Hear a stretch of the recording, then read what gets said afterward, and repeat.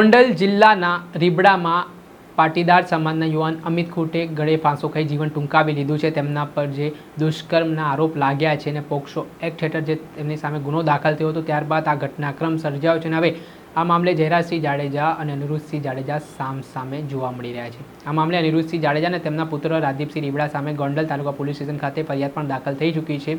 હાલ તેઓ પોલીસ પકડથી દૂર છે, પરંતુ તેમનો વિડીયો સામે આવ્યો છે। તેઓ વિડીયોમાં શું વાત કરી રહ્યા છે, વિગતે વાત કરીએ। શું તમે અમદાવાદમાં કોઈ જગ્યા લેવાનું વિચારી રહ્યા છો? શું તમને એવી જગ્યા જોઈએ છે કે ત્યાં તમારી ધંધાકીય પ્રવૃત્તિ પણ થઈ શકે? તો આ સૌથી બેસ્ટ જગ્યા છે।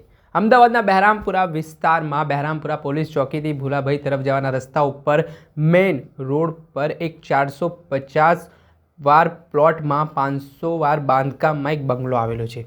જી હા, આ બંગલામાં આપ hospital, mini school, restaurant, service centre, hotel, theatre સહિતની તમામ ધંધાકીય પ્રવૃત્તિ છે તે કરી શકો છો અને આ ખૂબ જ સુવર્ણ તક માનવામાં આવી રહી છે। હવે આ બંગલાની વિશેષતાની વાત કરીએ તો આમાં બંગલામાં 6 બેડરૂમ આવેલા છે, 2 મોટા પહોળા હોલ આવેલા છે, સાથે જ સોલર પેનલ સાથે સજ્જ આ બંગલો છે, જેમાં નીચે આપેલા સંપર્ક નંબર ઉપર તાત્કાલિક ફોન કરીને વધુ વિગતો મેળવો અને વહેલા તે પહેલાંની સિસ્ટમ હોવાથી આજે જ આ તક ઝડપી લો। નમસ્કાર દર્શક મિત્રો, સ્કાયનેટ મીડિયામાં આપનું સ્વાગત છે। હું છું ફૈઝાન। ગોંડલ ફરી એકવાર ચર્ચામાં આવ્યું છે। ગોંડલ તાલુકાના રીબડામાં અમિત ખૂટ નામના યુવાને ગળે ફાંસો ખાઈ જીવન ટૂંકાવી લીધું છે। તેમના પર દુષ્કર્મનો આરોપ હતો। આ ઘટના બન્યા બાદ આ મામલાના સંદર્ભમાં જે આરોપ સામે આવ્યા ત્યારે એક સુસાઇડ નોટ પણ મળી આવી। આ સુસાઇડ નોટમાં અનિરુદ્ધસિંહ જાડેજા, રાજદીપસિંહ રીબડા, પૂજા રાજગોર અને રિદ્ધિ પટેલ નામની જે યુવતીઓ છે તેમના નામ પણ સામે આવ્યા। આ મામલાને લઈને પોલીસે તપાસના ચક્ર ગતિમાન કર્યા છે। ગોંડલ તાલુકા પોલીસ સ્ટેશન ખાતે તેમના વિરુદ્ધ ગુનો પણ નોંધવામાં આવ્યો છે। ત્યારે હવે આ ઘટનાને લઈને અનિરુદ્ધસિંહ જાડેજાનું એક મહત્વનું નિવેદન સામે આવ્યું છે, જેમાં તેમણે જયરાજસિંહ જાડેજા ઉપર આરોપ લગાવતા શું વાત કરી છે તે સાંભળી। રીબડા ગામ મુકામે જે અમિત ખૂટ નામની વ્યક્તિએ ગળે ફાંસો ખાઈને આપઘાત કરેલ એની વાડી ઉપર, તે બાબતે હું મીડિયાના માધ્યમથી જણાવવા માગું છું કે એ બાબતે હું કે મારો પરિવાર એમાં ક્યાંય ઇન્વોલ્વ નથી, કે મારા ત્રાસથી કે મારા પરિવારના ત્રાસથી કે મારા બાળકોના ત્રાસથી એને મજબૂરીથી આપઘાત કરવો પડ્યો એવી કોઈ વાત છે નહીં।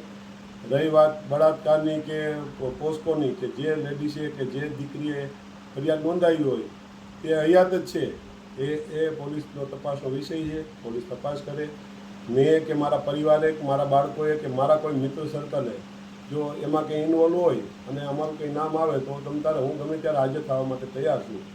પરંતુ આ આખું કાવતરું જયરાજનું છે, ગોંડલના માજી ધારાસભ્યનું, અને એ અમને મારા પરિવારને ગમે એ રીતે એન કેન પ્રકારે હેરાન કરવા માટેનું આ એક કાવતરું છે। કારણ કે જે સુસાઇડ નોટ મળી આવેલ છે મરનારની, એ સુસાઇડ નોટમાં ઘણા બધા ચેડા કરેલા છે, ઘણા બધા પાનામાં ફેરફાર છે। પહેલાં સવારે વોટ્સઅપના માધ્યમથી જાણવા મળ્યું કે ભાઈ એક એને લખેલું હતું કે ભાઈ મારા પરિવારનું, મારી પત્નીનું ધ્યાન રાખજો, અને મારે એના મોબાઈલ નંબર લખેલા હતા।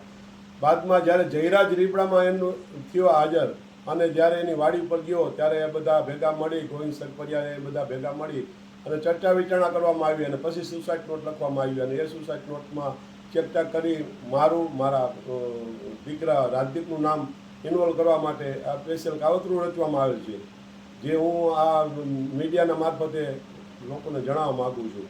અને પોલીસનો ખરેખર એમાં તપાસ કરીને ઊંડી ઉતરે તો સત્ય હશે એ બહાર આવી જશે। જો મેં કે મારા પરિવારે ખરેખર આ દીકરીનો કોન્ટેક્ટ કરેલો હશે કે એના મોબાઈલમાં અમારો નંબર નીકળે અથવા એનો અમારા મોબાઈલમાં નંબર નીકળે તો પણ એ પણ પોલીસ તપાસ કરી શકે છે।